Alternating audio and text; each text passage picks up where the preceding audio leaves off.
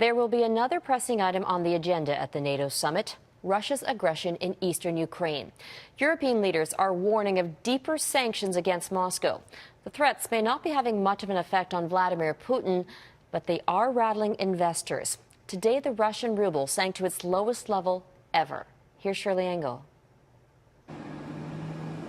On the road to the strategic port city of Mariupol, Ukrainian troops set up tank traps. With pro-Russian rebels driving ever closer each day, the fear is they're aiming to open a land connection to Crimea, which was annexed by Russia in March. This wounded Ukrainian soldier says he was shot at from across the border. They were Russians, he says. We saw them with our own eyes from the Russian border. They were shooting at us.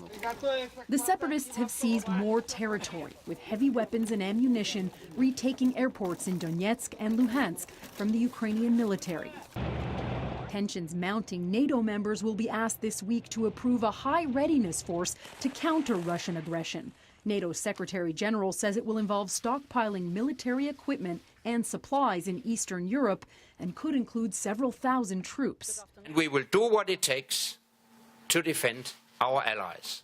Pro-Russian rebels actually softened demands for full independence at peace talks with Ukrainian representatives in Belarus.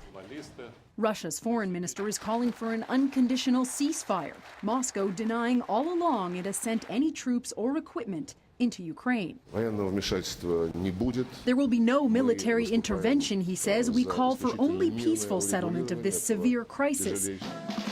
But Ukraine's president isn't buying that, saying the situation is only escalating. His National Security Council claiming no less than 4 battalions and tactical groups of the Russian armed forces are operating in the country. Today, an influential U.S. senator said he would urge President Barack Obama to provide Kiev with defensive weapons. You have to be able to defend yourself. Meanwhile, European leaders are preparing another round of sanctions if Moscow doesn't change course, hoping to stick to a political solution that so far has done little to stop the bloodshed.